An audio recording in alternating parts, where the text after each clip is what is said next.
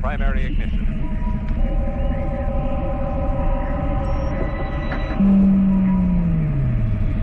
Welcome to Unlimited Power. My name is D-Rod, and thanks for joining me on my inaugural episode of Spoiler Talk. Here we're going to be talking about spoilers for the Star Wars Unlimited trading card game's third and upcoming set, Twilight of the Republic. And this set is so exciting because it's going to be focusing on the prequel era. Things like the clones and the Jedi Masters that turn into generals, Senator Palpatine before he becomes the Emperor, and everything moving along the shadows within this time.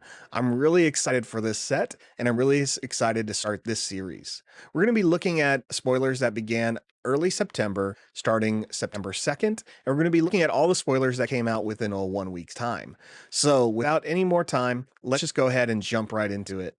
First card we're going to be looking at is Shaak Ti. Now, Shaak Ti, it was probably one of my favorite characters early on, especially when we got to the Clone Wars animated series. Shaak Ti comes in here and we see her as a 4-cost ground unit in green and white. She's a 3/4, so I don't really mind that stat line too much because she's also going to give a static ability. And static means that it's going to be active the whole time she's in play. This static ability says each friendly token unit gets +1, +0. +1 to attack, +0 to health. Now, what's great about this is we are seeing 2 new tokens introduced to this game. Battle Droid tokens and Clone Trooper tokens. It doesn't matter which one you have for Shaak Ti, either one will get the bonuses. Even though she's a Jedi Master and we see clones behind her, there are ways for you to get droid clones and strengthen them as well. The other cool thing about this is Shaak Ti just isn't this great static leader, or in some card games you may call them a lord because they give a +1/+1 to a certain type. And lords is what a common term that we saw used in Magic for the past 30 years, referencing things like goblin lords and zombie lords, things like that. So in this instance, Shaak Ti is a clone trooper lord. She gives benefits to all, or token lords. She gives all tokens +1/+0, but on this one, she actually can create tokens herself every time she attacks. Multiple attacks a turn will allow multiple troopers, which are all pretty tough. So Shaak Ti is pretty cool, especially in an uncommon slot. I think you're going to see her used more often in limited pools like draft, pre-release, and sealed than you will in constructed, but we'll see what else comes out here that's really going to aid her for those of you who really want to play her in a constructed build. Next, it was Obi-Wan Kenobi, a leader. So we get to look at the leader card and the leader unit. Let's just jump into the leader unit because that's always the most exciting. A 6-cost Obi-Wan fits well with what we've already seen before. He's a blue-white, so vigilance hero, and he's a 4/7. Stat-wise, I like this. 7 is a little hard to kill. He can survive a Darth Vader unit swing and leader swing. Yes, a Maul could swing right into him, but that's okay. He does have Sentinel, so you can expect a lot of units to be hitting Vader or Kenobi once he comes into play. And on attack, he heals 1 damage from a unit, and if you do, deal 1 damage to a different unit. So Obi-Wan plays very similar to what his unit already does. It's a 6-cost Sentinel that has a reward when it dies. This Obi-Wan, however, does not have a reward when it dies. So you're going to have to be mindful of when you're going to deploy Obi-Wan, because he's going to take that damage and he may not last very long. So be mindful of how long you expect him to survive and if there's going to be other things you want to equip him with to help him stay out and play longer. Now, as a leader, Obi-Wan has an exhaust ability where you can take 1 action to heal 1 damage from a unit. Overall, this isn't bad. I like this a lot in a limited setting, probably more than a constructed setting, but it's starting to give us a feel of what a little bit more of a control-centered or slower-centered heroic vigilance deck can keep doing. We've already seen Rey raise up people's stats. We've seen Luke shield them. Obi-Wan here wants to heal them and deal damage. So it's all small amounts, but I like that we're getting closer and closer to strong synergy. Speaking of synergy, this next card already synergizes with Obi-Wan as a popular meme, popular quote, and as a 3-cost event, you get Hello There, a great trick that's blue-white that says choose a unit that entered play this phase. It gets -4, -4 for the phase. -4, -4 can defeat majority of units because of the new rule with the leaders entering play. You can defeat cards like Iden or Kylo, things like low-cost leaders that just you didn't have an answer for. Now you do as a light side.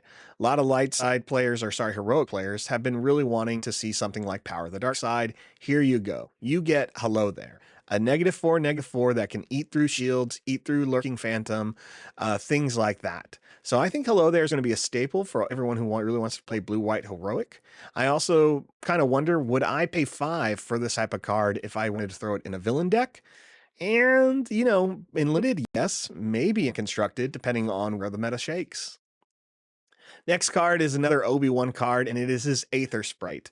This is the Jedi ship right here. This is his unique one, the Jedi Starfighter. It's a 5 cost, 4/6 space unit. You see a load of subtext here as it's a Jedi Republic vehicle fighter. And it says when played and on attack, you can deal 1 damage to this unit to deal 2 damage to another space unit. So it already pairs well with Obi-Wan, who can heal units, when this one can damage itself to deal more damage to another unit in its way. I like that. I think there's some potential here. We're seeing the synergy. We're seeing some small combat tricks, and we've already seen a couple cards with Blue Heroic that can do something similar, where it'll heal your opponent or heal your unit and shoot up to 3 damage to an opponent. Next card is the Royal Guard Attaché, a 2-cost blue-only unit. It is a 2/5 Naboo Trooper. 2/5 on turn 1. Okay, pretty good. Now, when played, it has to take 2 damage himself. So that means on turn 1, you really have a turn 3. But if you have ways to heal this unit, I think that's pretty solid. And again, there are ways of protecting it. You play, you can even make this unit stronger by using Ray, which I think is pretty neat. Next was this arena, right? This new location that got spoiled, and it's the Pentranaka Arena. It is a 26 health base, which I thought was odd. I really thought this card, I wasn't sure the validity of this card when I first saw it. It came through a lot of the socials, and it's still there. But for 26, you're going to have a static ability that says each leader unit you control gets +1/+0. So there are very few cards that allow you to steal your opponent's leader for more than a turn. This and really this is going to be more for Twin Suns. So that's where this card's going to live. I don't really see us playing it in constructed at all. I think it is again just going to be fitting for Twin Suns, and with the word arena in it, it feels like that, right? Like everyone's gathering together for this large combat multiplayer game. Seems fitting. Let's just go ahead and move on from this very unique base here. And we'll look at the Kraken, a 5-cost unit. Now, this is one of the separatist commander droids that they use to kind of have a lot of strategy, lead a bunch of the B1 and super battle droids across the galaxy here.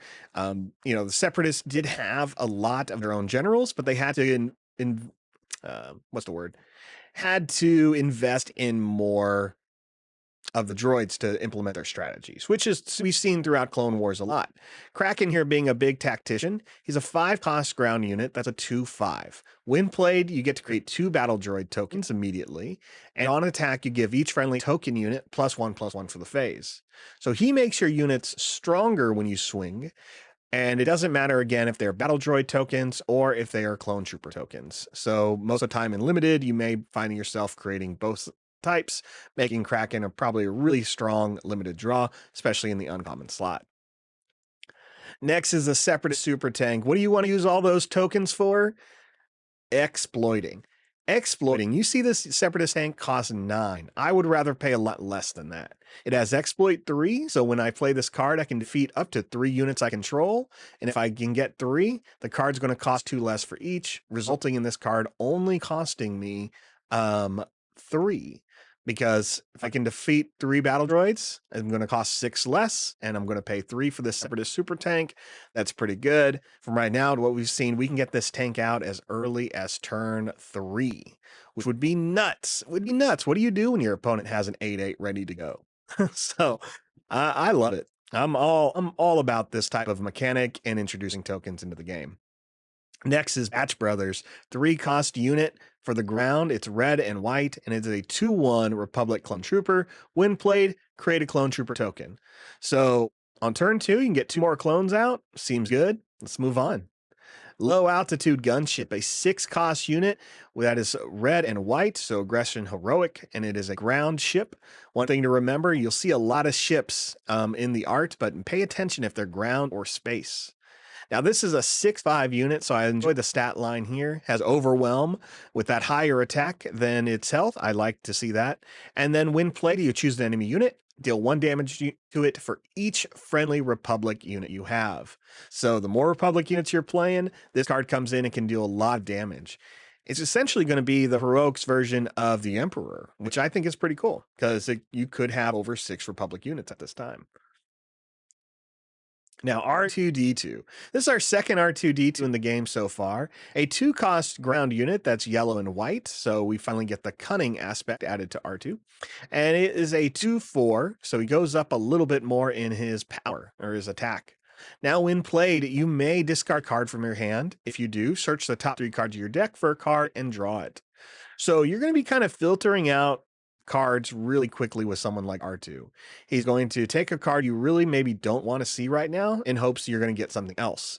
Now, the issue here is you are discarding in order to make this happen. So you have to discard, and maybe you're going to have something in the top 3 cards you really need. Maybe you won't. And that's kind of the risk you're going to take. I think this card's going to be interesting. Not sure how much it's going to add to what Cunning is already doing, but we'll probably see some other cards that can really R2 or give you a little bit more synergy with his when played ability. Next is creative thinking. Pay 2, and if you're in the cunning and heroic aspects, you can exhaust a non-unique unit and create a clone trooper token. Okay, I don't like that it's non-unique, right? When we have a card like Leia Organa who can exhaust any unit in play, you have creative thinking that comes now with exhaust a non-unique unit. In a world that we're going to have a bunch of tokens, sure, that seems great. But coming out of the last set where there's a lot of unique units and looking at the current meta, there's so many named units right now that it just feels like a non-unique limitation. It may be the reasons why we don't see this card in heavy constructed play. It does allow you to create a clone trooper token for 2, but again, not sure if that's going to be worth your 2 resources most of the time. Next is our second version of Echo, a 2-cost version, this time in green and white. He's a 2/2 Republic clone trooper. Before he joined the Bad Batch, he was part of the ARC troopers that traveled around, that pretty much had their own storyline and joined Anakin several times in the Clone Wars saga and cartoons or animated series. And he's going to have the coordinate ability. You're no good unless you have your brothers with you to back you up, and Echo is a reminder of that. Coordinate, and you have can give him +2/+2 as long as you control 3 or more units. Next, Republic Tactical Officer. Menacing, give you that cool Imperial look here before we get that transition of them moving into the Empire. We see this Republic Tactical Officer looking at this base and figuring out what they need to do next. A 2-cost unit that's a 1/4 Republic clone. When played, you may attack with a Republic unit, and it gets +2/+0 for this attack. So we've seen this card a few times before with Snowtrooper lieutenants and fleet lieutenants. So a lot of lieutenants apparently giving orders. But the Republic Tactical Officer is a little bit different. It does come in 2. He has better stat lines than the other 2, kind of a mix between them. And then we get to see that he's focusing on the Republic traits.